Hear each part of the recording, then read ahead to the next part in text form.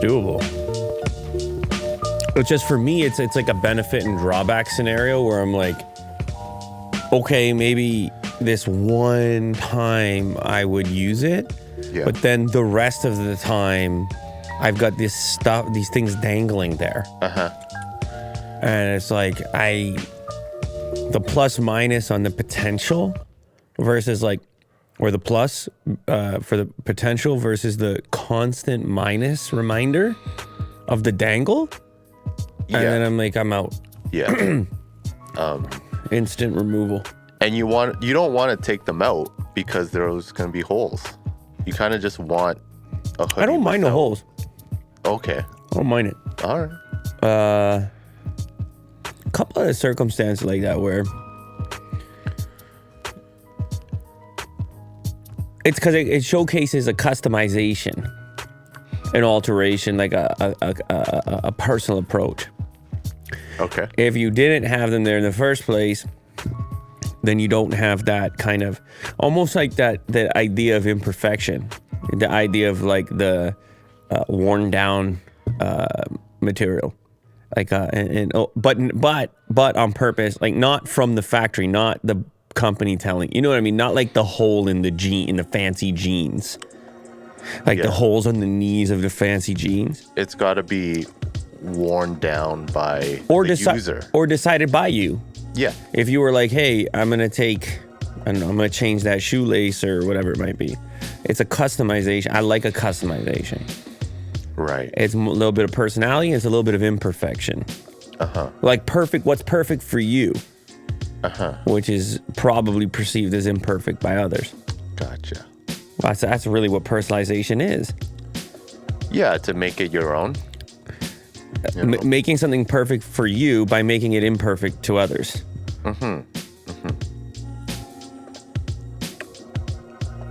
That's deep. For a Tuesday. Like, I don't know that there's any other way of achieving that. Because the minute that you fine-tune something to that degree, it's by default becoming less widely acceptable. It's like the niche inside of the niche inside of the niche. But do you think it's just like pure aesthetic? Or is it like a functional? I like when you have... Oh, Mo's coming. He's running down. He's pissed right off. Here he comes. He's lift up his pants and like, what's going on here? Lay down the law. He's coming all the way. Because he was going to yell, but then he's like, I'm going to go there quietly and not cause a scene. But now he's obviously causing an enormous Which he scene. usually does yell. He's causing an enormous scene, taking over the entire show. I'm not sure we're going to be able to continue. I don't know. We might have to just cancel it right here.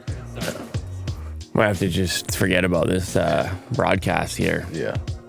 But it looks like Kovu's the one that's in trouble. I don't know, what did he do? He attacked Otis back there? What happened? He's really invasive to Otis sometimes. Like his personal... An invasive species? He doesn't like that. So he growls, and then Kovu's still young. He doesn't really know what's going on. So Wait, and he's a bigger dog. Who growled? Oh, he growled. Otis growled. He growled at him. Yeah. I see. Yeah. Will just called Kovu an invasive species. It's probably true. You're pointing now? What do you want me to do? A taste test? Oh yeah, I bought them. The sugar cinnamon. So it's a chip, but it's a sweet one. Yeah. Yeah. Oh, all right. Yeah, I'll definitely like that. I'll get there partway through the show. Okay. When Will gets to his particular topic that he wants to. Well, there is one here. When he gets to his topic that he wants to manage today, which is just one. I mean, near and dear to, like, he's prepared. Well, actually, I'm kind of surprised by all of it, to be honest. But yeah, you're gonna feel what it's like to be Will. He's gonna make sure that you can feel his presence as he presents his one thing today.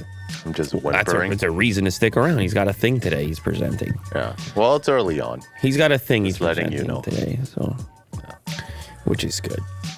How's your mic today? It's working. The cable is connected. Somebody sabotaged me yesterday. Yeah. Unplug the cable. You could have been scrambling around for ages if we didn't. Because I think you saw it. Did you see it was disconnected? I think a little bit. Because I didn't even see it, but it had been a little popping and crackling. It was over time. It was slow sabotage. It's like when you get poisoned to death, but it's a little bit at a time. Yeah. Yeah, I heard this like little story about how to actually hurt someone really badly is you give them a little bit of salt at a time. And over time, they just like overload on salt. This guy's trying to hurt someone really badly here, slowly? That's what I'm saying. Yeah, they come in, investigation, it's like Sherlock Holmes. Yeah. And he's like, we've discovered trace amounts of cyanide in being delivered in his tea over time in the bottom of the tea kettle. And we have reason to believe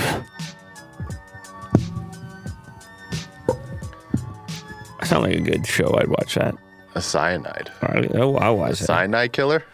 You know, you got a little bit of cyanide over there in the apple as well, right? Right in the seed. That's why your dog's not supposed to eat the seeds. That's what I heard. I don't think it's enough to. I don't think it's killing anybody, but you know, if you eat one apple seed or whatever, you gotta. Isn't that what it really is, Will? Isn't that really the story of all of it? The slow poison? No. What do you mean? It's not about the substance, it's about the dose. You know, whether I'm talking about apple seeds or TikTok, it's not the substance in and of itself, it's the dosage. You got a little tiny micro and you can manage it and you're like, okay, I can reset. You get the mega dose and you might find yourself at the bottom of the ocean. And let me tell you something, bottom of the ocean is deeper than you think it is. You know what? There's so much pressure at the bottom of the ocean, your skull is gonna cave in instantaneously. Yes. The type of fish that's gonna live at the very bottom of the depths of some of the deepest parts of the ocean. You know what type of crazy evolution they gotta go through so they don't explode down there? Far as well, I don't think fish live. Oh, the in fish! Like the deepest. Oh, they part. live, dude. They're translucent down there. It's like bacteria. They got a no pressurization bladder. Well, barely. There's no skeleton going on over there. You know, they look like aliens down there. Over there, behold, the deepest fish ever filmed, right there, 6 days ago. So you might be reading about your best friend Elon Tusk, but I'm looking at this guy right here. That's my best friend. Yeah, that's my best friend. Like a Pokemon. That's my best friend. Actually, looks kind of cute. Well, let's not get carried away. Nah, finding the world's deepest fish. Yeah, down in the trench. 8,000 meters, Will. It's got a family. No. Well, a little bit, but the thing is the bait to actually get it on camera. They're saying what's up. They got to throw that bait way down, deep down over there. That's a special guy right there. Deepest fish. Wait for all the dead particles to get deep enough. And there we go. Dinner time. 8,336 meters, Will. What you know about it?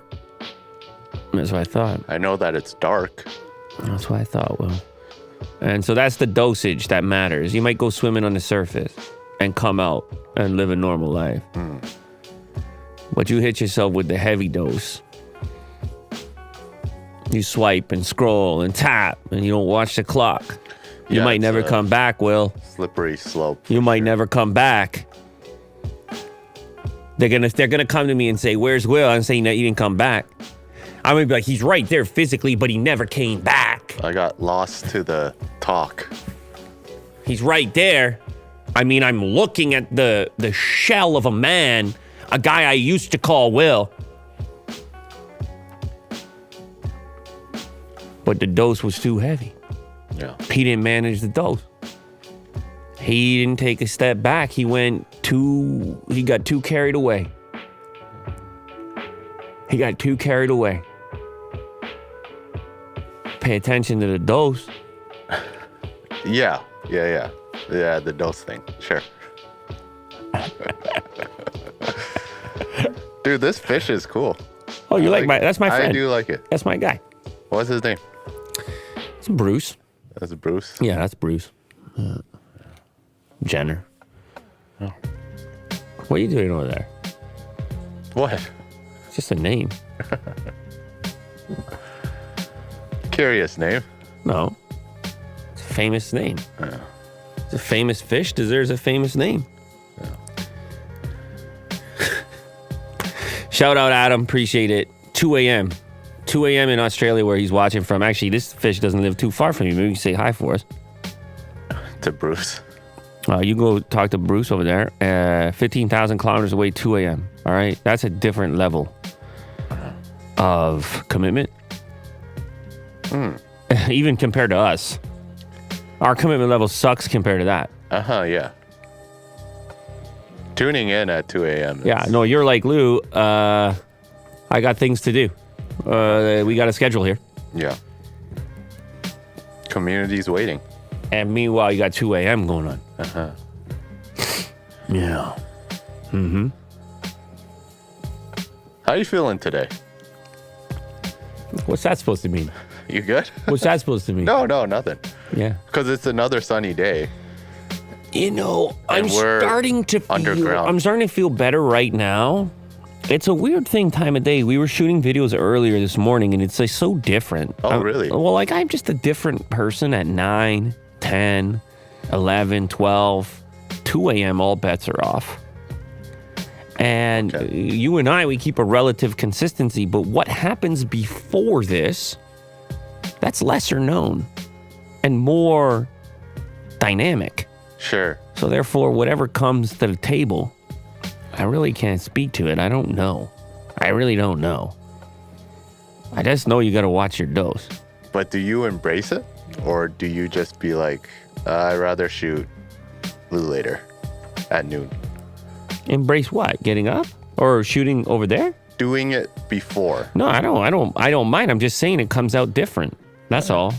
I'm just saying it like who you are, it comes out different. It's the reason you reach for a coffee in the morning and a beer in the afternoon or evening. Like it's just different.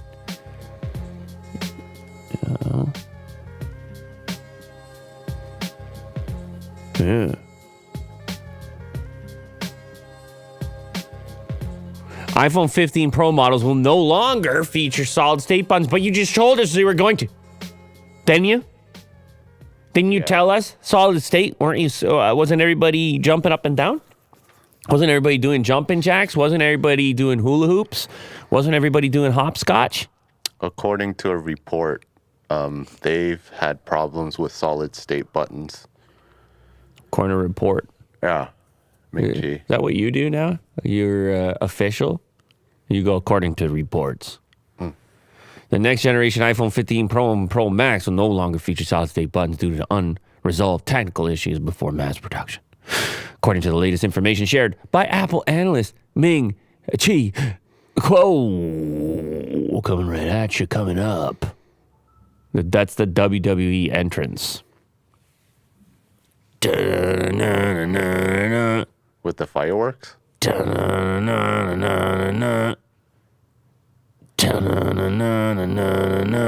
Who's that? Stone Cold I don't know. Steve I don't Austin? remember. It's Ming Chi Kuo. Oh, okay. Yeah. That's what it's like. Mac Rumors, the people who write for Mac Rumors, they wake up in the morning. There's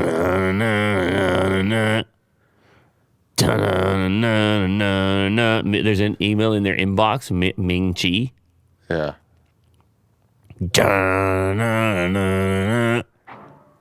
Right? Yeah. One day we'll see his face. He's coming on the show. Yeah. We'll talk to him. I know you're arranging all that. Kuo said the iPhone 15 Pro models would be equipped with these solid-state buttons. He said that in October. And then 2 additional Taptic engines. So you were going to feel it. It's going to feel like a real button, but it's not a real button. It's a solid-state button. We can all be done with buttons, actual buttons. Things get in there, dust particles.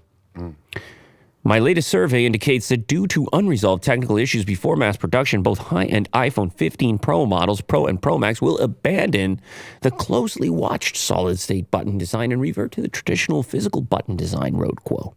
It's unclear if traditional design means that there will be 2 volume buttons or if Apple will still adopt a single elongated volume button, as was previously rumored. It's how you do it with the rumors. Well, you go, you know what we're going to have this year? We're gonna have a night vision camera.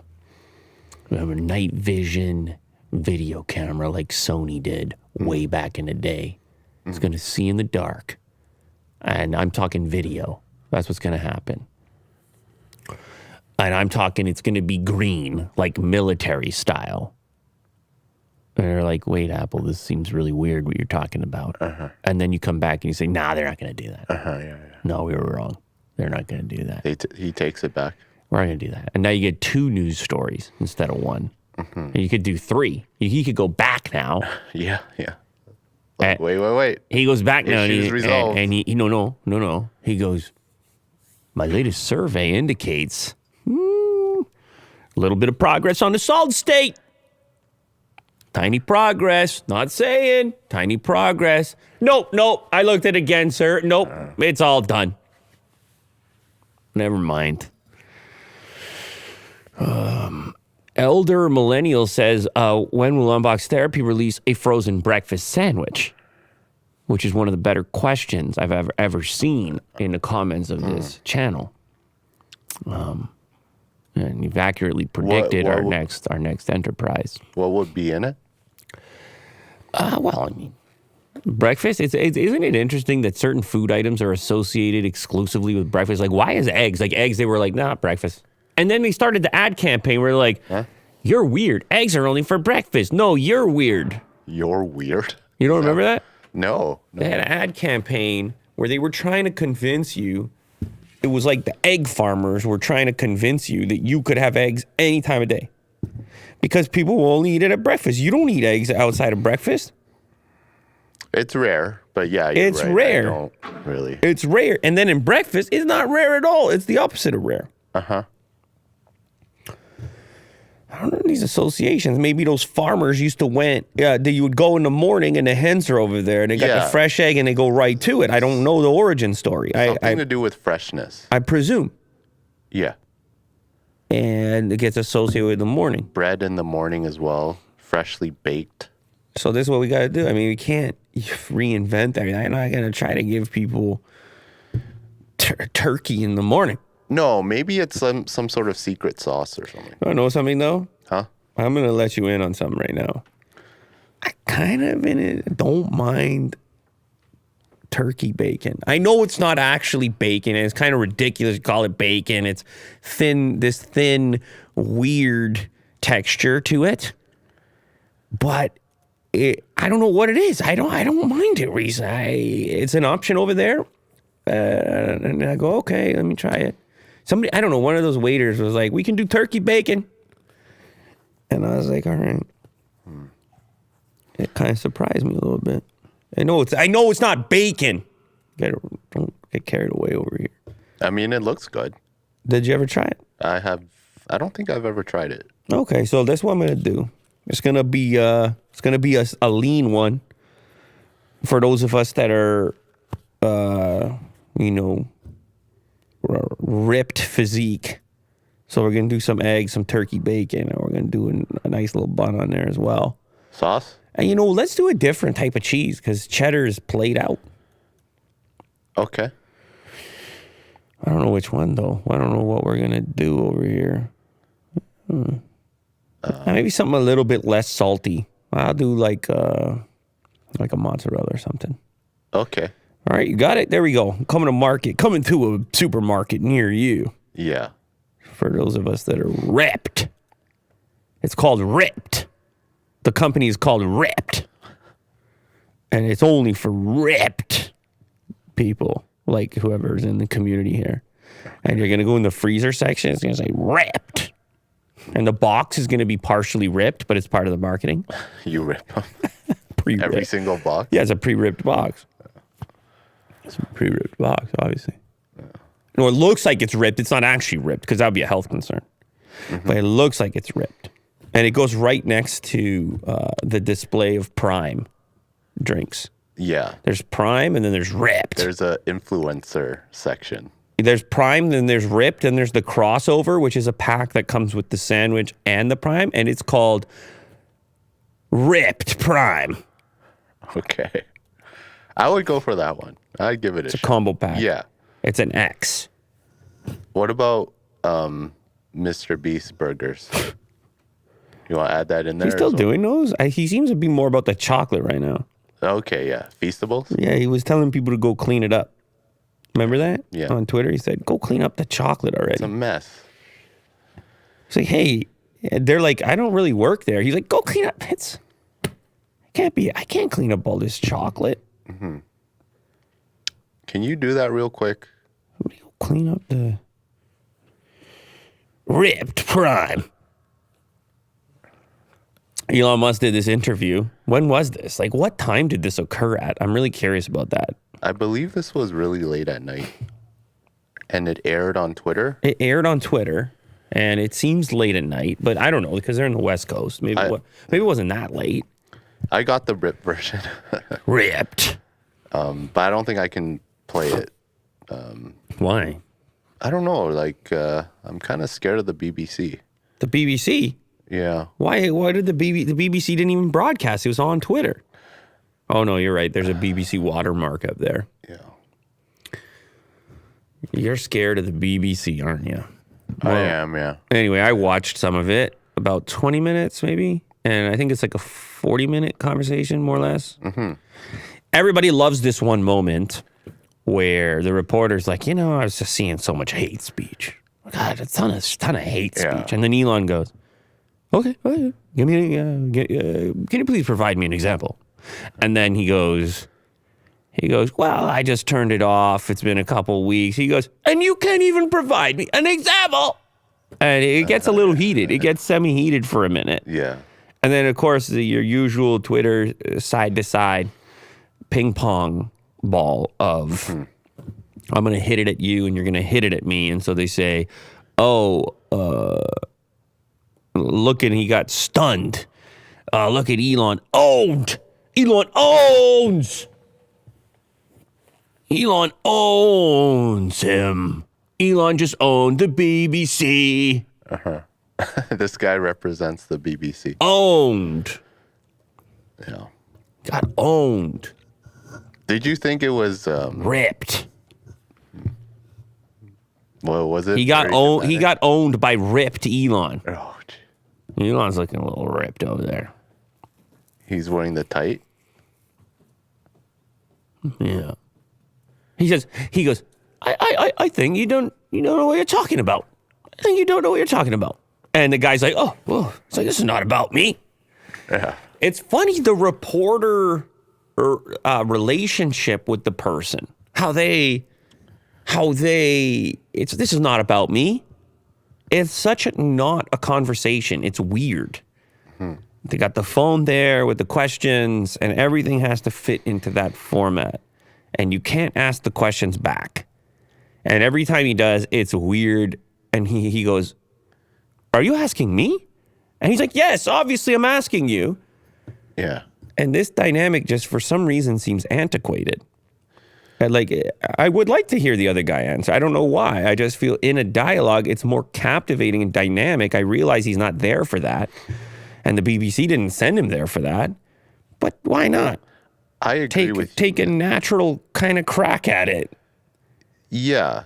Like he was supposed to be a reporter representing on behalf of BBC, but it doesn't mean that he can't have his own opinions and be honest about it. A person? Yeah, just being a person, a guy on Twitter. But he didn't want to present himself as that.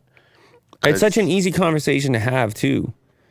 Like, I was sitting there thinking, okay, my For You feed, for an example, for some reason, is exploding with fight content, violent content. Okay. And that, to me, is a little bit less open to interpretation as, like, let's say hate speech. which is that seems to be the target everybody's so captivated That's the by. key word. I'm like, no, actually, Elon, it's just in my For You. It's like a lot of fights. Okay. I mean, and whether or not, like, Elon said something that I kind of loved in there. Not all of it, but he said something, because it's something about these exchanges, the way they're set up. They should just come over here, sit on the couch. Like, everybody relax. Just relax. Like, relax. We are just talking. Yeah. Like, relax. They're stools without armrests. Brutal setup. Very intimidating. Then there's a couch right over there and better chairs right over there. Yeah. Brutal. Like, I don't know if they want to make it uncomfortable or whatever it is. Anyway. Look at him. He's very uncomfortable. Oh, man, it's so uncomfortable. I just want to see some comfort. For some clear thinking, some comfort.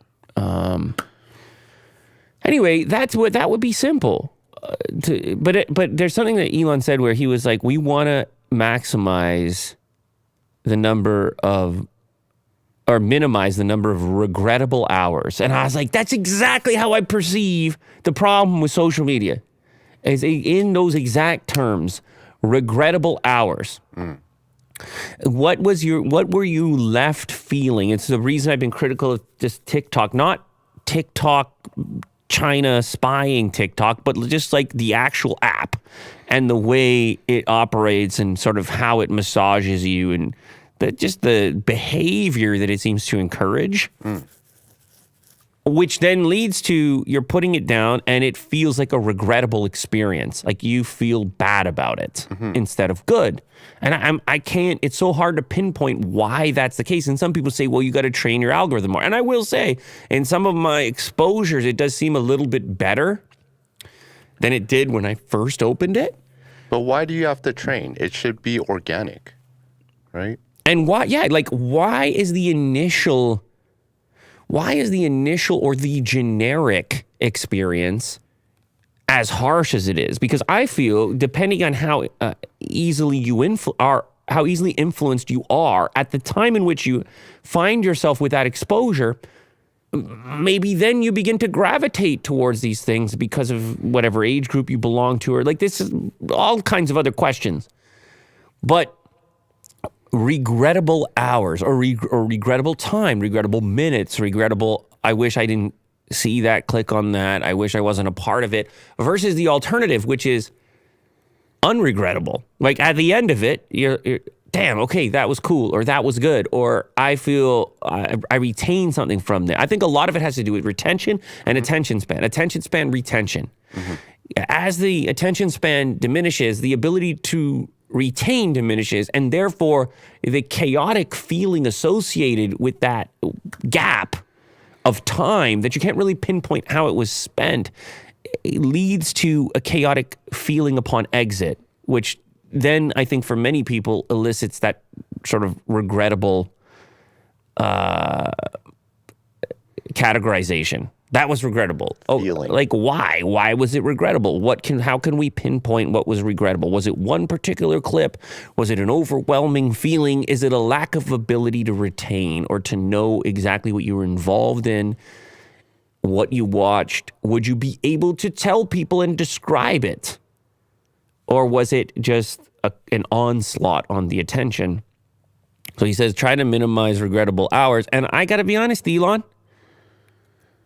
I'm going to be honest with you, Elon. I find myself having regrettable hours on Twitter. And as hard as it is for me to scroll past a fight content where they're like, guy gets knocked out, vicious elbow, and then I'm kind of like hovering on it because obviously there's intrigue there. I'm like, but then regret. Intrigue, regret, a regret cycle of falling into a trap for some piece of content that doesn't seem to have any redeeming characteristic. Do you think it's gotten worse? Like over the past couple of months, or? I don't know. I want to ask the chat right now if anybody else is having the same experience, because maybe it's exclusive to me on the For You. Maybe I watched one too many of these things, and that's the part too. Like, how do I reprogram? What am I doing now? I got months worth of reprogramming going on.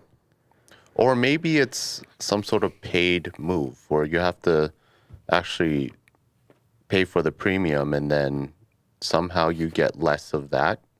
And then you actually just get the tweets that the people that you follow.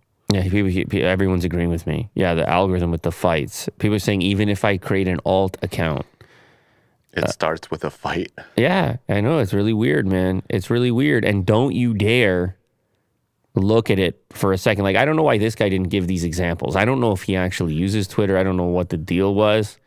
But there's plenty of examples of this going on. He could have said, like, political back and forth, which ultimately just leaves you with a negative sort of sour taste. It's just conflict in general, which isn't the same necessarily as hate speech. And I think this is the problem with the language and stuff. It's just like, yes, you can say something that's hateful, fine. But it's more, how is the average person leaving the platform when they do put it down? Are they doing life better? Are they feeling motivated? How would a person describe it? I don't know how many focus groups you need to do, but how would a person describe their experience on Twitter? What words would they use to describe an experience on Twitter? Would they say novel? Would they say delightful? Yeah, there should be surveys. I don't know. Would they? Yeah. I don't know. I doubt it, at least based on my personal experience. Kind of like how YouTube does it, where they have like a little survey box once in a while about a particular video. Maybe the best, it's just on a Twitter. You know, somebody here in the chat just says, sorry to cut you off. They say, if my algorithm strays away too often, I'm closing the app. Maybe that's the best indicator you can send. Yes. But this guy, Brad, he is kind of aware of like, this is something that he shouldn't watch, or it's not him. Or he doesn't have any interest in it. Some people just kind of doom scroll and just keep going. Here we have a couple comments. Social media in general is depressing, not just Twitter. It's pointless, all anger. Like, do we want to see other people's anger? Even if it's hard to click away from it, it's like it's hard to look away from an argument happening in real life. And it might take you a while to exit that because it's captivating temporarily. I've been off Twitter solely because of those fight videos. Energy draining, if you ask me. So here's your feedback, Elon. And obviously you're not going to see this, but this is where this guy, I'm like, if he doesn't have to be only reporter mode, he can actually supply some feedback here. Yeah. Which is why the Twitter Spaces could have been better. I think that one of the problems, though, is once Elon's sitting there, I don't know if people get nervous or if it's the fan base or whatever it is. Well, there's a particular part in the interview where it's actually after the interview. The interview is about like an hour, where Elon decided to just take questions from Twitter. And this interviewer, this reporter, didn't want to talk about it. He's just like, I'm done talking. This portion, like it's over. And just kind of like stonewalled him. Yeah. Like it was, and there was like 5 minutes left, you know, of Elon asking his own, just answering. But he didn't want to participate. And I presume that there is some sort of traditional journalism tactics or even ethics where you're really not supposed to make it about yourself. And particularly when you're working on behalf of a publication, that your job there is inquiry. Like similar to, I guess, detective work where you're not supposed to really insert yourself into the thing. But you wouldn't do that. I wouldn't do what? Like just have like a Q&A. You would want to talk to Elon to try to like. Oh, if I'm him, I know, but I'm not a journalist. But I'm not a anecdotes. journalist. I'm not a. You know, that's exactly what my point is. I didn't go work at the BBC, and I'm not surrounded by people that would hold me to some kind of standard.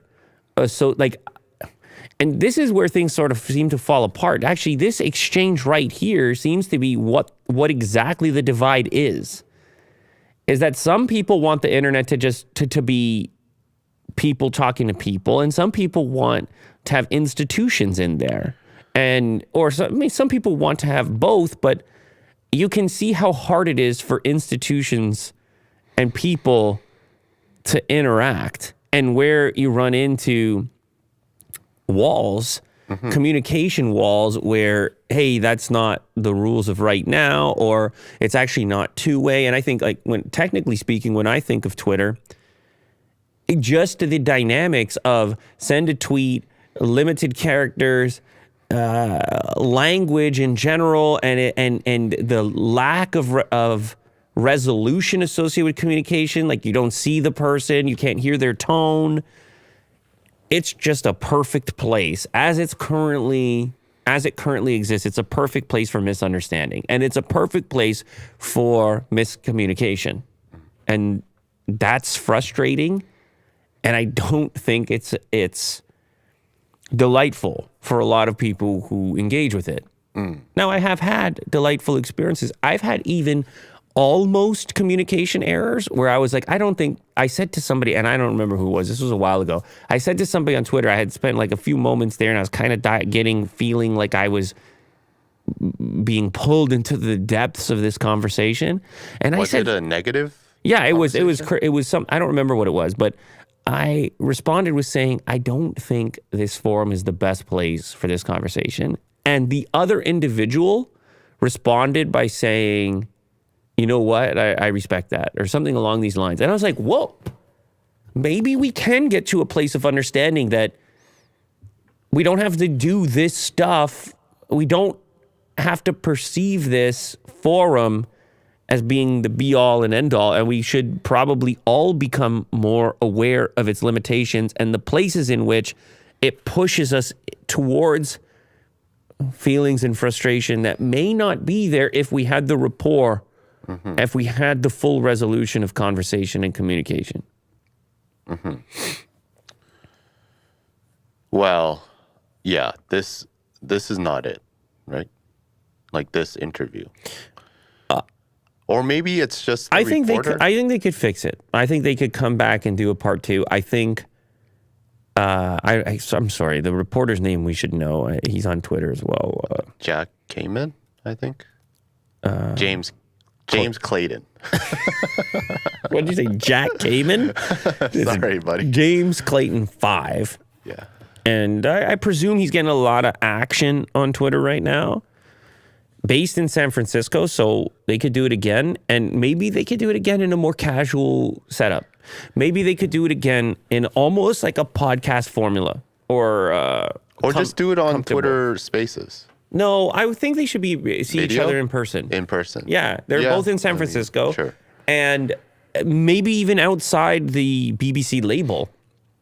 Maybe just with a little bit more freedom and casualness to it. Then we might get a better flow that leads to more insight, because something about this formula is painful. Yeah. Something about this communication formula is difficult to engage with, and I think therefore people end up taking less away from it. And it's inherently confrontational, and then it inherently leads to, you just got owned, you're owned, everybody's owned, you suck. And okay, all right, well, there goes that.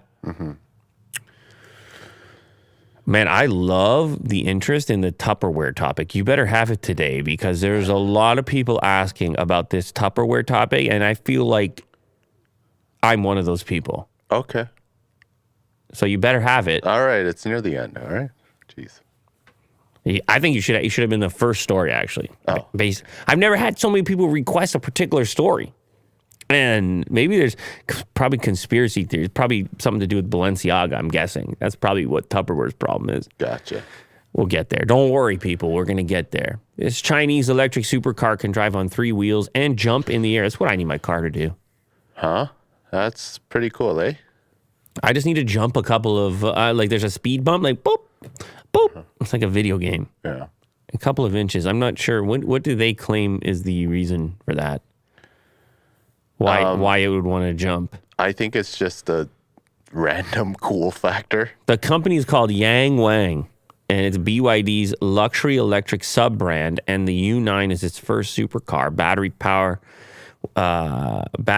power, and performance specs should be revealed next week, but BYD smartly revealed this trick suspension system first, as it's far more interesting. Sick. All right, play the clip. This is pretty cool. Driving. Car looks sick. The song is predictable. Futuristic. What? Look at that. What? Huh? What? Hey, wait a second. It's lacking one tire. The front passenger side wheel and tire is missing, and yet it's still stabilizing itself, showcasing a real tricky suspension situation. Yeah, and it's really low to the ground. Even if one wheel is taken off, the vehicle equipped with Disus X still showcased its ability to dance, jump, and drive. I don't see the dancing and jumping. You don't? You don't? That's what I see. That's how I dance. That's how I dance, Will. I don't know. What is the purpose of this? Maybe you have a flat tire and you don't got to worry about it? Yeah. Yeah, I guess you don't. Some really weird scenario. The suspension can raise or lower the car at each corner independently, but if it raises each corner quickly, the kinetic energy is enough to jump the U9 an inch or two off the ground. If you're wondering what the practical application for a hopping car is, stop being a square. It's just cool. This is the language of the drive.com posting the article. It's cool. I think it's a showcase of how dynamic their suspension system is, essentially.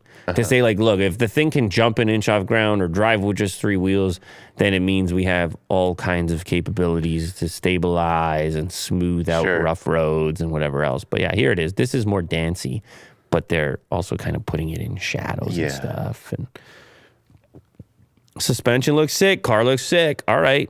I want more electric cars that look like this. Sure. And it's a really cool looking car. Yeah, it looks sort of like a Corvette Meta. What is it? What is it like combined with? I don't know. It looks a lot like the recent Corvette. It looks funny.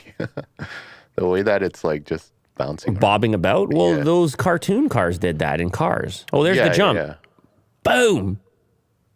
Oh, and slow-mo. That's sick. Okay, never mind. Yeah, I don't care. We don't need a reason. We're just gonna do this. A jumping car. Imagine in the parking lot. It's like, hey man, I'm gonna just jump my car right now. The guy's like, what are you talking about? And you're like, my car? I'll just jump it like a few inches off the ground in one position. Bet you $100. Can your car do that? Huh? I'll bet you $100. They're like, okay, sure, bud. Okay, and then just hopping. Yeah. Thieves are now stealing cars via a headlight can injection. A new complicated way to steal a vehicle. Just stop stealing the vehicle. Stop stealing. Stop it to steal. Stop it to steal. But with headlight. Yeah, that's scary. Car thieves have come up with yet another way to steal your car. This one's rather creative, referred to as headlight hacking. But as Dr. Ken Tyndall of Canis Automotive Labs describes in his extensive and technical blog post, it's a bit more complicated than that. The method of the theft begins at your car's headlight module, but the only reason thieves have chosen this point of entry is because it offers them the easiest way to get hooked into the vehicle's CAN bus system. The CAN bus system of the vehicle is a method by which the numerous ECUs throughout a modern vehicle could communicate with each other. Thieves are using this central nervous system to their advantage by executing their attack, referred to as CAN injection. So there's a capability then of integrating with transmitting and receiving data, and therefore reprogramming and blah, blah, blah. I'm driving your Toyota RAV4. The vehicle used an example is a current generation RAV4, but it's vital to note that the vulnerability is not specific to any particular OEM or model. It's an industry-wide problem at the moment. Thieves are pulling bumpers and trim pieces away from vehicles, which allows them to access the CAN bus near the headlight connector. Much of a vehicle's CAN bus systems will be found hidden deep inside of a car. But since modern headlights are so smart these days, they require their own ECUs. Boom. Into the electrical system. Booyah. A simple play button on a fake JBL speaker injection tool is programmed to instruct the door ECU to unlock the doors as though you have the actual key to the car in your hand. You turn the vehicle on in a similar fashion, and the thief can simply drive away with your car without ever coming into contact with the vehicle's actual key fob. Yeah, increasingly, they don't even need the key fob. They don't need to relay the signal from the key fob. They just need to plug in somewhere. Detach your horn beforehand, maybe. I'm such an expert in this at this point. That's creepy. Unfortunate. But I'm with you, random username. Sick and tired of people stealing cars. I'm also sick and tired of it. Yeah. There's just better things to do. I gotta believe. I gotta believe. Like, you could go on Twitter and yell at people, you know? Or you could go on Twitter, as Elon says, and have a bunch of unregrettable hours. Good luck with that. Yeah. Unregrettable hours are so hard to come by in the form of entertainment. And imagine if it happens every day. What? Regrettable hours. It does happen every day. It does, yeah. Yeah. Yeah. So, Like, yeah. but like, don't you feel like actual experiences in life, relationships, things like this are far more often the ones that are not regrettable? They're not the things that you regret. Sure. And then so much more often, entertainment and all these other things competing for your attention that work and get your attention, they become the regrettable ones. It's so rare to have a truly unregrettable entertainment experience. Extremely rare. And whether you don't even want to call it entertainment, because entertainment in and of itself often feels regrettable. It's like, feels like you have to be learning or retaining something. And then you're like, you know what? I don't really regret that because that feels useful to me. Like, usefulness and regret, there seems to be some sort of correlation there, or lack of regret. Study mixes ChatGPT with The Sims to a delightful effect. You just decided to find that word delightful because it's been a core topic. That's a really key term that I look for. Watch an interactive day in the life as AI-powered sprites interact, form memories, and pursue their individual goals, including a Valentine's Day party. Yeah, it's a Stanford experiment, and it's in collaboration with Google. And Is this your moment? Well, I read into it. This is your moment. Because it was actually a fan submission or an audience Go ahead, Will. submission. Go ahead. Okay, well, it's an experiment where it's kind of like Big Brother. You put these AIs who have their own attributes into a dorm room kind of setting and just let them loose. Let them do their thing. They can go to the washroom, they can eat, they can sleep, they can socialize, they can invite each other into like different scenarios. Like in this case, this experiment ran, I think, for like 2 days, and it was like a Valentine's Day event that one person held, or one robot held, or AI, and then started asking other AIs to kind of like come over and like have this event together. And it's really interesting because you can like go through this experiment and see all the AIs, like what they're doing, what they're thinking. And it's in like this little, they have like their own houses kind of thing. And yeah, that's pretty much it. I can totally see this in the future where like certain AIs that you can kind of root for, like kind of like in a sim situation, and you watch it like entertainment, right? Like who falls in love with who, or who has beef with who, you know what I mean? It's, I don't know, it's kind of interesting. It's like a lot of other areas in which we imagine AIs are replicating human scenarios. This is kind of funny or cute because of the way the It's like art. a sprite art. Yeah, is the way the art is. But it doesn't really matter what the art is. You have to see past it. It could be models that look exactly like humans, and if the understanding of human behaviors is enough, then sure, you could have all types of random drama unfold. Yes, this is exactly why they made this experiment, is because they want to see how, like in a scalable kind of like scenario, what humans would do. Right. Trying to emulate through AI.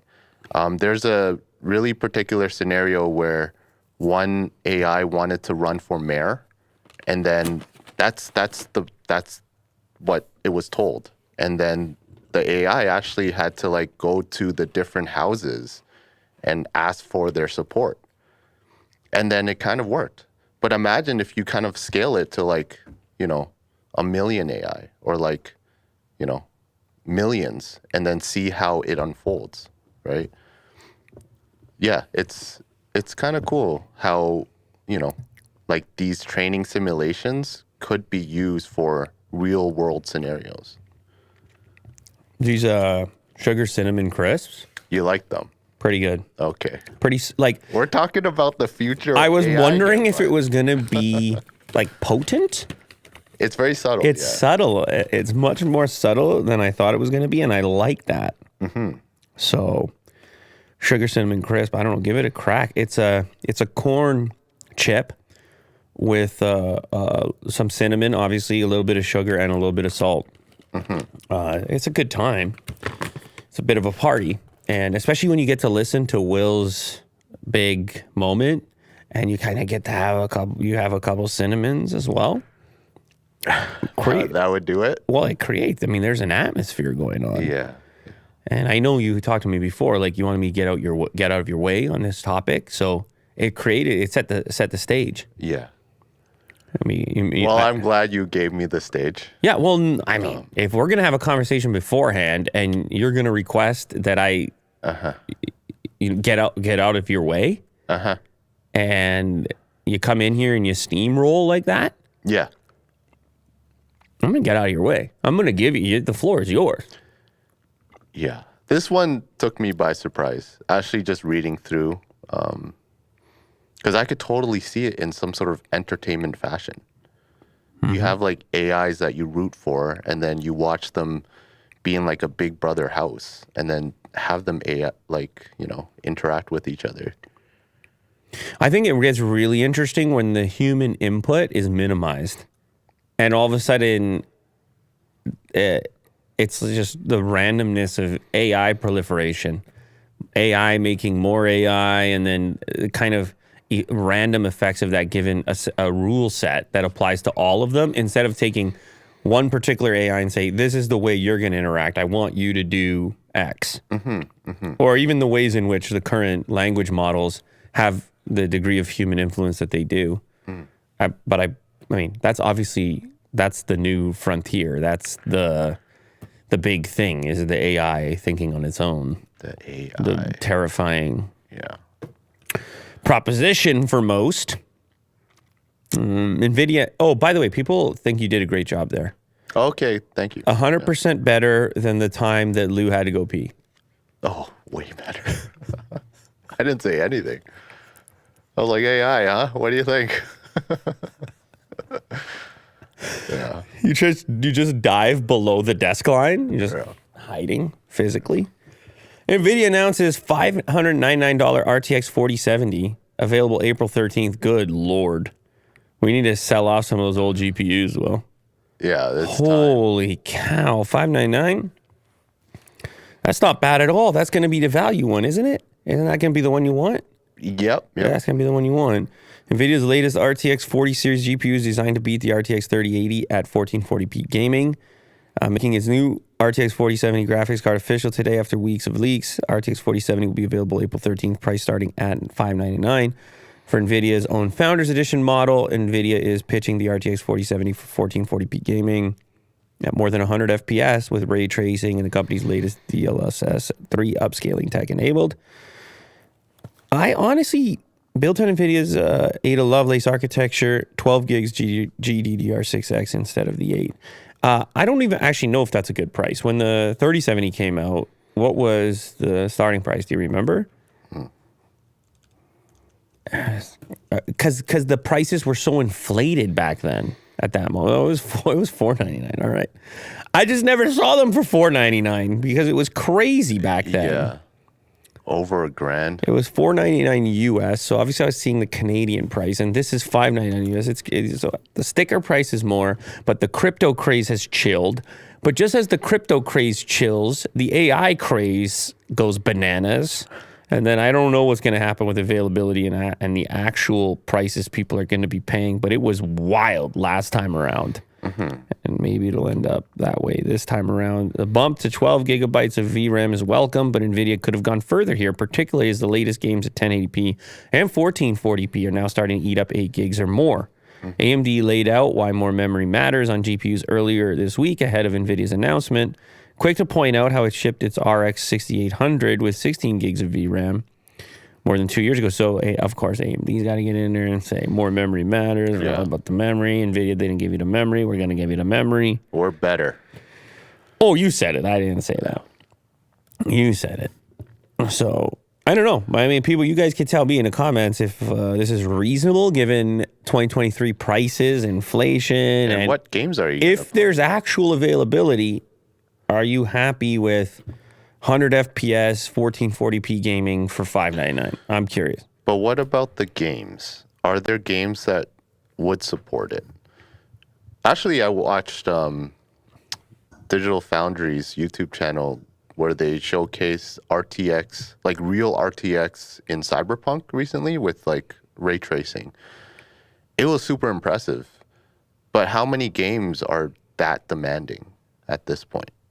To be able to, you know, use a 470 RTX graphics card like to the fullest extent. Apparently Linus was not happy. He says this one is beat by the 3080. Well, that doesn't, I mean, this is a 70, not an 80. I guess you got to look at prices of previous generation 3080s and do your comparison and whatever else. Or just buy like a used 3080. We got a couple of those, don't we? Yeah. Hook you up. Well, we can hook you up. Anyway, listen, yeah, I don't know. I don't know what the hype is like at the moment, and availability is going to be key, but April 13th. What is that, today? It's available now? What happens if you go to try to order it? Tomorrow. Oh, tomorrow. Yeah. Okay, tomorrow we'll find out what the real demand is, how quickly that thing moves off of your favorite websites. Sure. No longer becomes available. Sony is gearing up for a new cloud gaming push amid rumors of a PlayStation handheld. The Q Lite rumors might make more sense when you consider this. When I consider what? Google Stadia is dead. I guess so when I consider opportunity. It looks like Sony may seriously care about cloud gaming again, despite a recent round of layoffs. Sony is currently hiring 22 roles. That's your indication.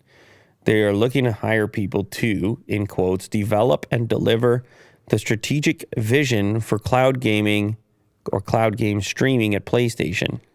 Continuing with the request for resumes, are you a groundbreaking innovator in the cloud streaming product space? Then you likely agree that cloud gaming is on its way to becoming a major part of the gaming industry. Will, are you a groundbreaking innovator in the cloud streaming product space? Is that you?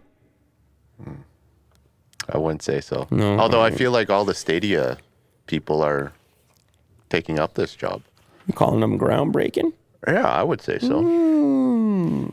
Nvidia's probably got a couple of them because they were doing, what were they Sure. doing? They were doing, what is their game streaming platform? I can never remember the name of it.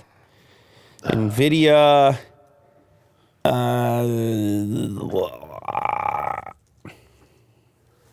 GeForce Now. Here's an idea. Why don't you come and play some GeForce Now? Now? Like, you mean like right now? No, it's the name of the product, now. No waiting. Play, you know what's better than playing later? Play GeForce Now. GeForce. Yeah. People like it. People like it. It works pretty good. Actually, Stadia worked pretty good until they were like, we don't want to be doing these games. This stuff is hard, man. Yeah. They were like, they started to realize they were a PR disaster around the corner. They're like, game studios, building games. Everyone hates us. Let's get out of here.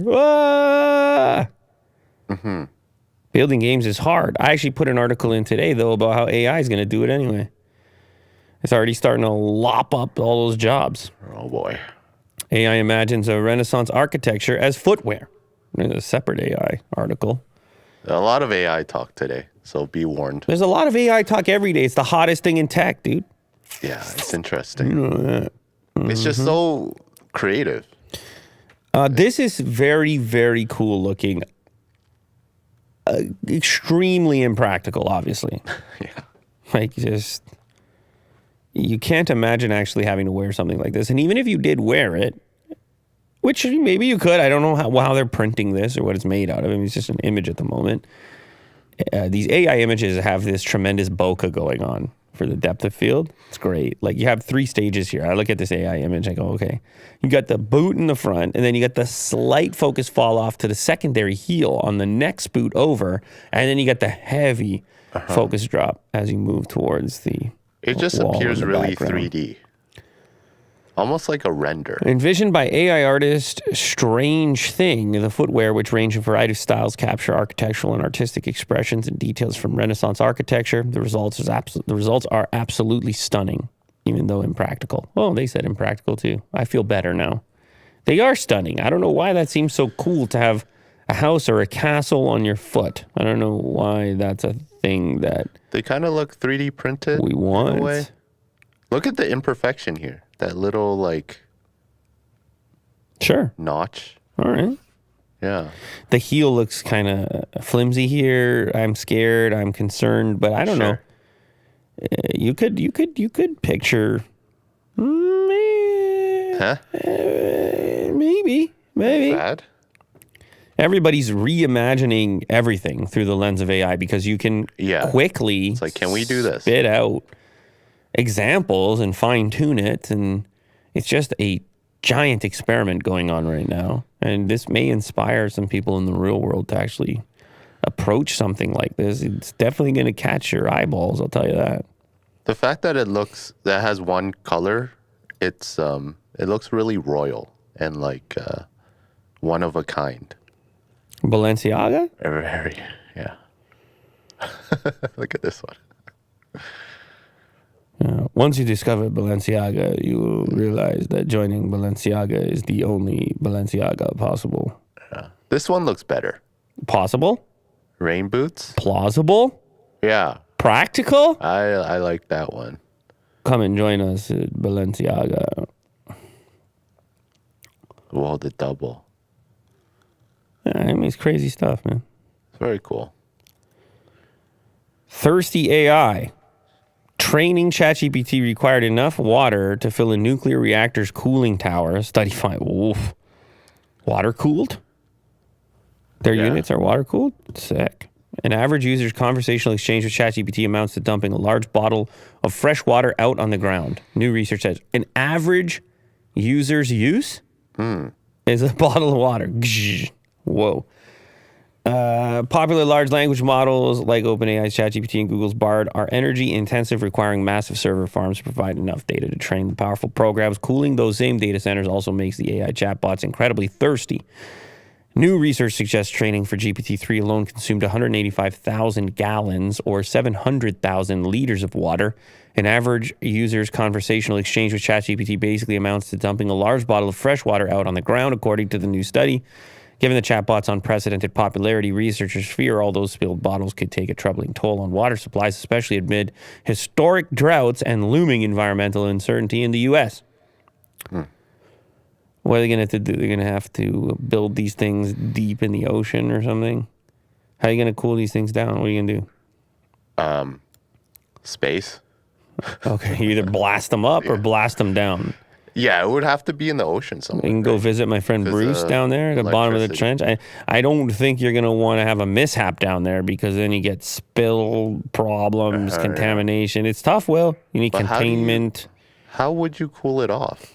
Like, and they need some sort of like recycling program to bring the same water back around a loop. Yeah.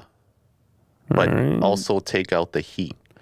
The authors found the amount of clear fresh water required to train GPT-3 is equivalent to the amount needed to fill a nuclear reactor's cooling tower. The latest supercomputer, which requires extensive cooling apparatus, contains 10,000 graphics cards and over 285,000 processor cores, giving a glimpse into the vast scale of the operation behind artificial intelligence. That huge number of gallons could produce battery cells for 320 Teslas. Or put another way, ChatGPT, which came after GPT-3, would need to drink a 500 milliliter water bottle in order to complete a basic exchange with the user consisting of roughly 25 to 50 questions. So GPT-3 needs to drink a water bottle. It's so weird when you see it when you say it in these terms and these words. Like, imagine all the other industrial equivalents. Like, your shoe drinks this many liters of water in extracting those materials. Or when you eat that cinnamon chip, that chip needs to drink whatever. And you're just like, because almonds, people were talking about almonds, growing almonds during the drought, and then bees. And it's like 1,000 liters of water to yield one almond. Everything costs something to someone, somewhere. There's a cost. No freebie over there. U.S. Copyright Office, AI-generated works are not eligible for copyright. I had another one about record labels actually now chasing Spotify and Apple Music and things like this. It is about to be a gigantic disaster trying to regulate this thing or litigate this thing or whatever. They're not eligible for copyright, which means they can get used and reused and reused and used and reused, and the remix on top of the remix just gets more remixed. Yeah, and in this particular case, I think we talked about it, where like a comic book was just purely AI generated, at least the images, and this is not eligible, I guess. It makes sense to me. So can't copyright that. No, it'd be like you trying to copyright all those Kanye country songs you've been listening to. Mm-hmm. They'd be looking at it saying, wait a minute, you train the voice based on this. The songwriter and the melody belongs to this. It's just so hard. What is what? What belongs to who? A human may select or arrange AI-generated material in a sufficiently creative way that the resulting work as a whole constitutes an original work of authorship, or an artist may modify material originally generated by AI technology to such a degree that the modifications meet the standard for copyright protection. This is a statement in favor of such things. Mm-hmm. I don't know. It's not straightforward. It's not easy because, you and I talked about famous instruments sampled and then replayed at a later moment, and you can obviously get into the conversation around like what is original, what's original, what should you be able to protect, and how much human intervention is going to be inputted for the output of work. How do you decide these things? Oh, scary. The copyright only protects creations made by humans. This is just the way that it's set up right now.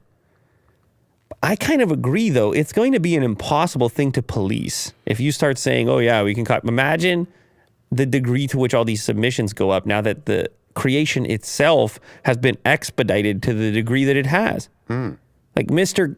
Guy with the shoes over there. He's like, boom, copyright this image. Right? The guy that did the architectural shoes using Midjourney. The speed at which you can produce these things means that these offices could be overwhelmed by AI-generated artwork. And then is everybody even representing the images or content or music or whatever else it is? Are they representing the AI element accurately? Are they transparent about the degree to which there's been an AI input? Yeah. Yeah. Very scary stuff. All right, this is the last AI thing that we're going to be talking about today. And I thought it was kind of cool. Okay. It's just, in this specific scenario, Leonardo DiCaprio is talking about, I believe, climate change. But his voice is replaced by other celebrities. And I think it's actually pretty good. An expert, but as a concerned citizen.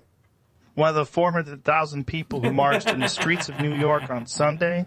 And the billions of others around the world Steve Jobs to solve our climate crisis. As an actor, I pretend for Robert Downey Jr. I play fictitious characters, often solving fictitious problems.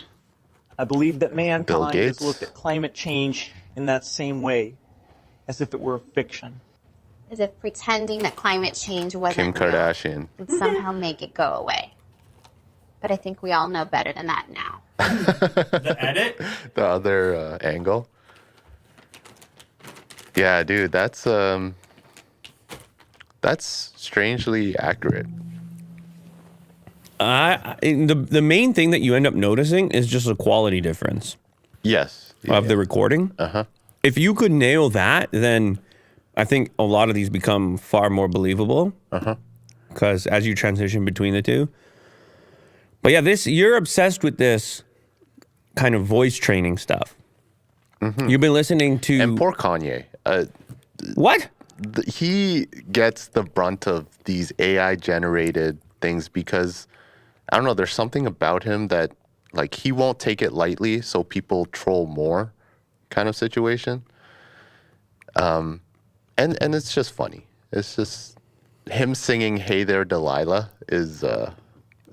I don't know. I think it's just kind of funny. So what other Kanye versions are you listening to? It's usually like funny love songs that like has, your thing is like, Kanye love element. song. That's your thing. It's is there any Kanye country music? I think that would be probably wild. Let's see if we can, since we're on the topic. I mean, this will be the last AI thing that we do. Man, it's crazy. You can upload whatever you want. Well, there you go. Chasing You. Here we go. Okay.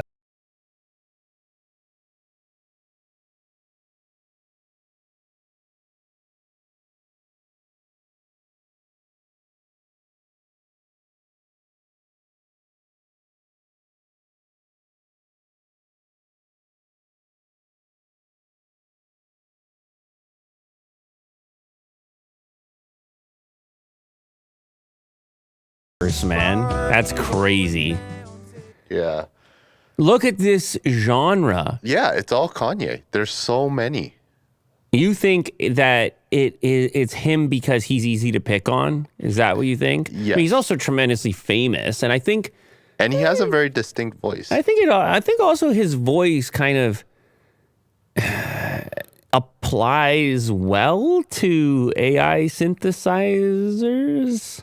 Like, because it was already kind of processed in a way. Sure.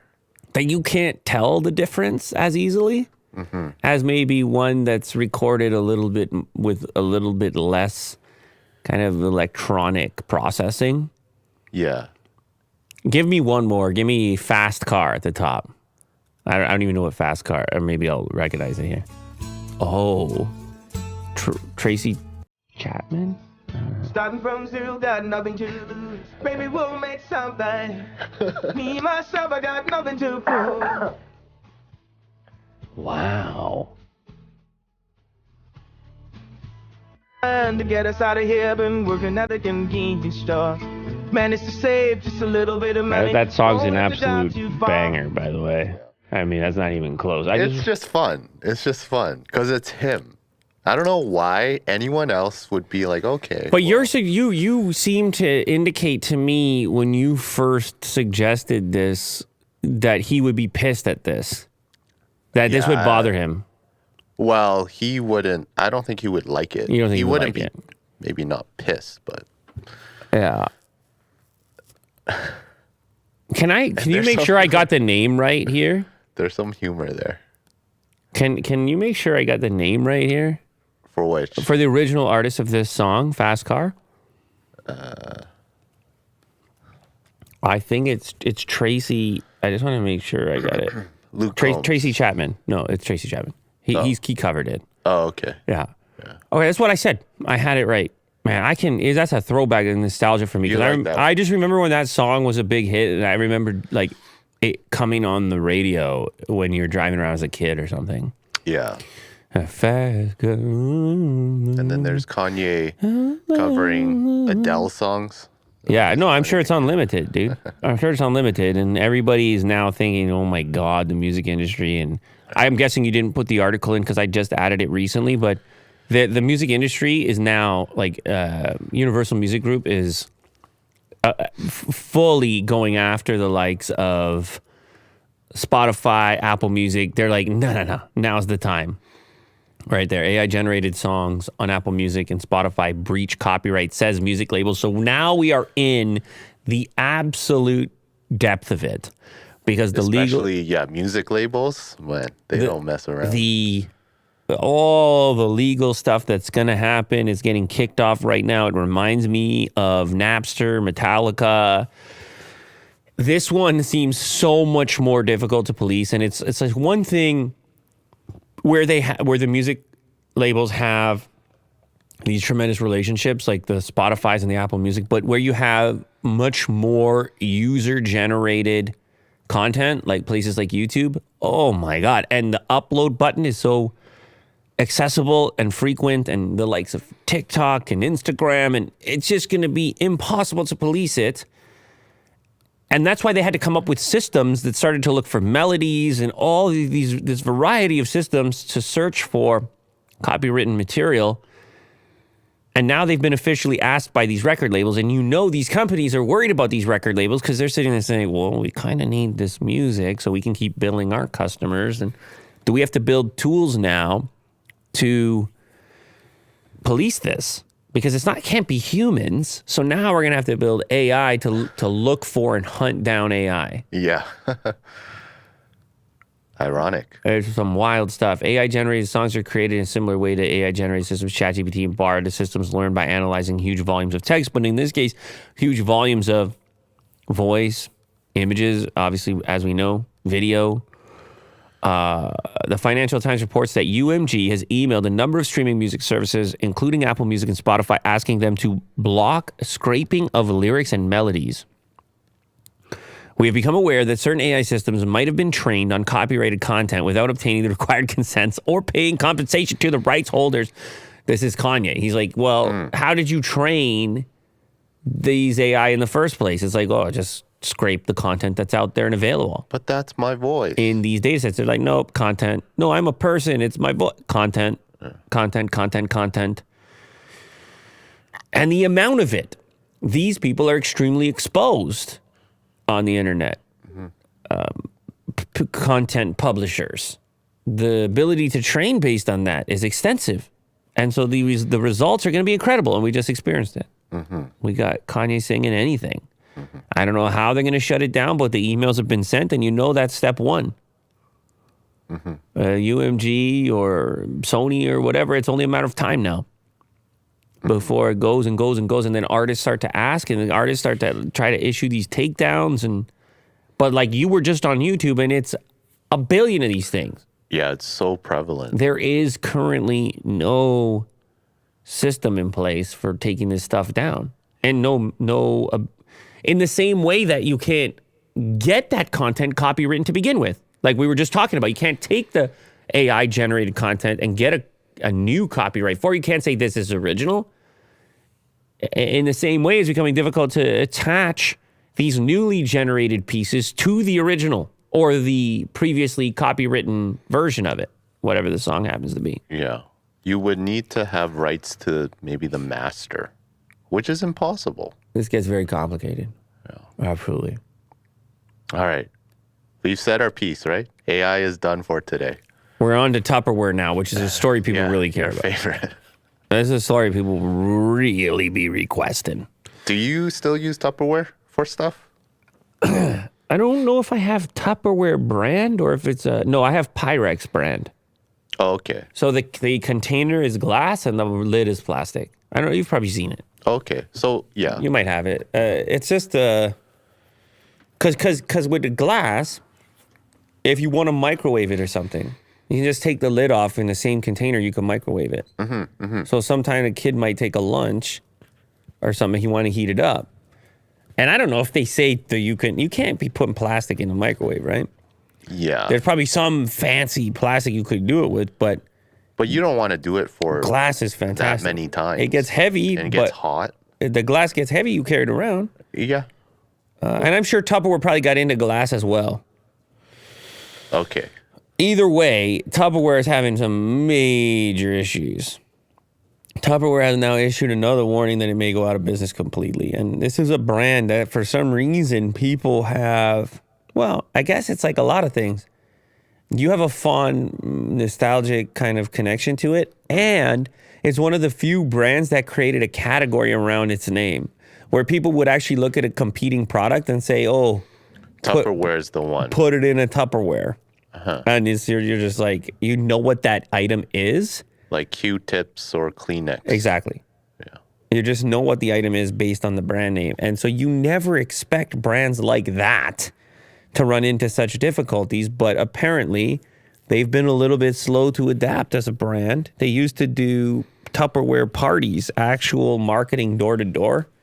You'd have representatives in the neighborhood and stuff, and they struggled to move away from that model. Even something as, and I read about this, even something as dumb as using catalogs to sell things, they would use printed catalogs to reach their customers. But in this time of rampant inflation, it meant they couldn't change prices.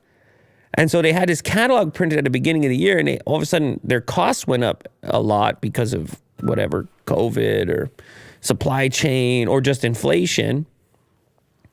And it wasn't dynamic as selling online. And then they never got onto Amazon, and they were just a little bit slow in this thing.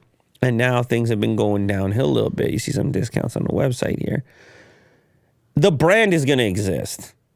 It's a question of if the current company as it's structured exists outside of some sort of acquisition from some other company that aims to use the brand in a different way. It's like these other brands we've seen passed around from like brands like Polaroid has belonged to 100 different companies at this point that continues trying to reimagine and reinvent how people interact with that brand. Tupperware, it might not be so drastic, but the stock has been just falling off a cliff as that graph indicates over here. This was yesterday or a couple days ago, April 10th. You can see $1.24. Tupperware's future is anything but sealed. You like that, Will? The company has now tapped Bank Moelis & Co., a Chicago-based law firm, Kirkland & Ellis, to look into options for its nearly $700 million in long-term debt.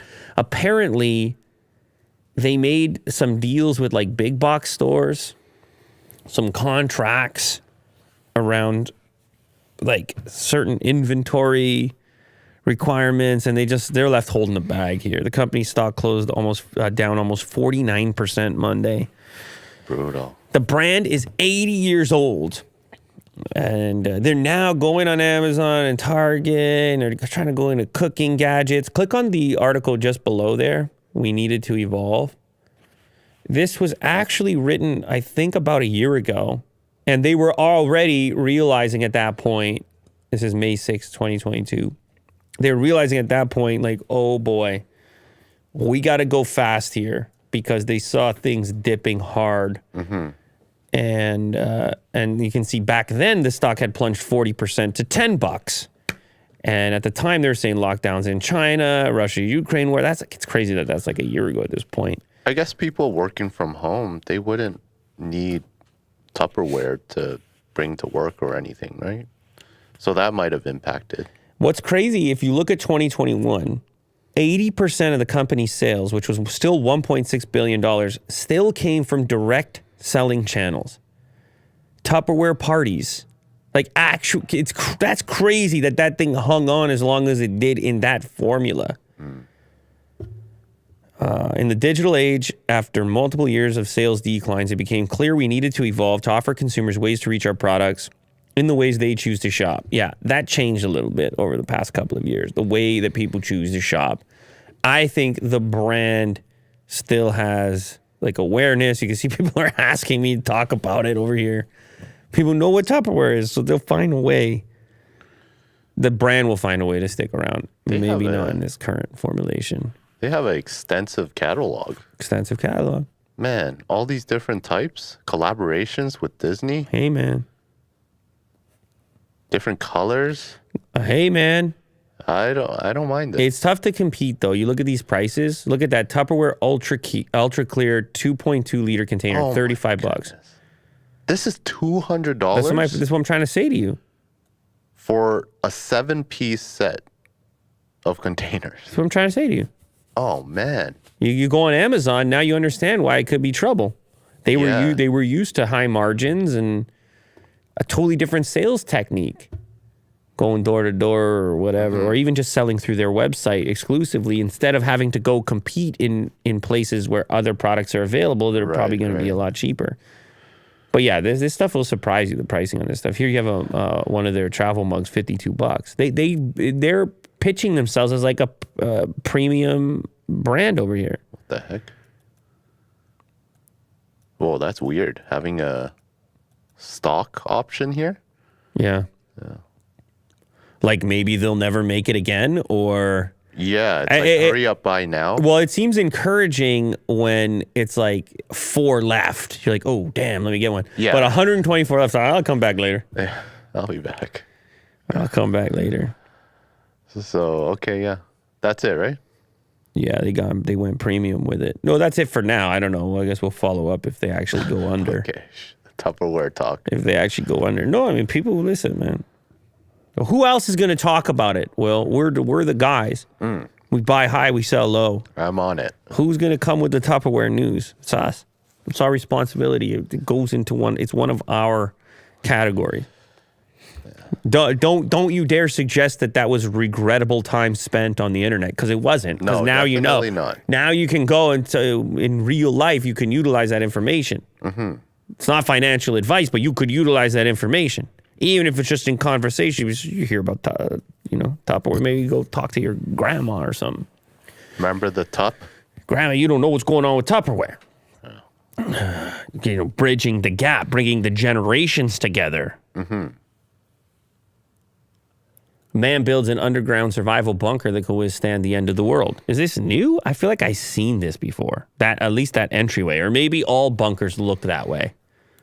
Didn't Mr. Beast go here? Really? In a video? He went to a bunker that looked almost exactly like this. This is where we host Lou later, right? It's, no, we're deep. We're further down than that. Oh, okay. A lot of those floors look identical. They look like hotel rooms. And then, what is it, waste at the very bottom down there? Yeah, I'm guessing these are just like apartments. Or maybe waste would be at the very top. It's an interesting thing to consider. Because the smell? This person, Larry Hall, ex-government contractor, ready for anything. He is the proud creator of the survival condo underground bunker, capable of withstanding the end of the world. This is in Kansas. And if the apocalypse happens, he won't be bothered by it. Well, I guess it still depends on what type of apocalypse. It's just tough to really do much with it in the meantime. Yeah, this looks a lot like the place that Mr. Beast visited. This is not bad. It's not bad. You got to have fake windows made of displays. Yeah. So you don't really... It seems like there's a lot of light. Yeah, a lot of recessed lighting in the ceiling there. There's a rock climbing wall, ping pong, so different activities you can do. Some people are turned on by this idea. There's a subsect of people. I don't know, some kind of survivalist element, and then being prepared or ready for anything, squirreling away your resources, self-sufficiency, and all these things. It's cool, no doubt. It's just, I think it's unfortunate you could put all this effort and energy into something that you may never get to utilize in the way it's intended. But who knows? There's a lot of things in life that are like that. That might be the definition of a man cave. The pool area looks a little liminal. It does, eh? It does. Oh, wow. Anyway. Yeah. All right, last one. Questionable $2,500 hoodie makes you look like you were plucked out of Minecraft. The pixelated silk pants that you've been searching for are here as well. Is this for a fashion show, or is it to actually use? I always wondered that. Is it like inspiration, or do you wear this? It's $2,500, so I'm not buying it to wear it on this show for the purpose of the gag, although that would be really weird looking. Hey, just a guy on a show wearing that, and you're like, is this guy a cartoon or? But I feel like this is like in full effect. If you're sitting around or like just walking normally, like the effect of this pixelated thing would not hold too well. Can I just ask you a question? Okay. Man cave or caveman? Which one sounds better? Man cave or caveman? Go ahead. I like cave. Go ahead. I like caveman. Okay. Yeah, it makes it look like you're in a retro type of game. And, oh, God, is the lower part? Oh, that weirds me out. The skin tone of the lower part. Almost got you there. I didn't know what you were scrolling into there. the way it's quite a confusing look. So who's responsible for this? The Pixel collection from Low. It was at Paris Fashion Week in October, and the listing of the products includes the $2,500 hoodie, $3,400 purse, $2,500 pants, $1,850 for the t-shirt, and $790 for the denim skirt. So very affordable prices. I don't know if Balenciaga approves of any of this. I doubt it, to be honest. Mm-hmm. But maybe that's our future. Fewer pixels. I doubt it. Yeah. That's kind of cool. Web design. You would have been proud of something like that at one point in your life. Yeah, yeah. Responsive. This is fun. So responsive. So what if I want to buy one? You just buy it right now? Let's see how that experience goes. Give me the hoodie. You want the hoodie? Yeah, I want the hoodie. And give me a large. Oh, all right. Sold out already. Damn, dude. Well, that didn't... Can you fit? You can't fit into... Why are you putting extra small on there? It does look oversized. I mean, look at how high fashion this is. Oh, you can be like that for only $3,000? Come on, Will. That's you. I don't mind it. That's you, man. Oh, man. I'm not going to buy it for the purpose of this show, though. You walk around like this. You put those shades on. Imagine you just go, you're like, there's you and you go to Costco and you look like that. What kind of energy you think you're getting back in your direction? Yeah. Yeah, they would kick me out immediately. Somebody calls it CSS drip, go hard. Oh, okay. Right? Okay, yeah. You know about the cascading style sheets, don't you? Yes. Thank you very much, everybody who joined here today. Thank you to the Sugar Cinnamon Crisps. Crisps that kept me going and fueled right up. Thank you to everybody who left the super chats here today and the regular chats. Contributed in one way or another. Thank you to the 2 a.m. crowd that's watching from all over the world. Well, whatever time you happen to be watching at, it's wonderful for us. Thank you for those that watch the clips, those that join us live, so on and so on and so on. Now go have some Sugar Cinnamon Crisps. Crisps. Can you give me a crisps? You got to put the S at the end, though. Not singular, crisp. We're looking for the plural of the word crisp. Can you give it a shot? Crisps.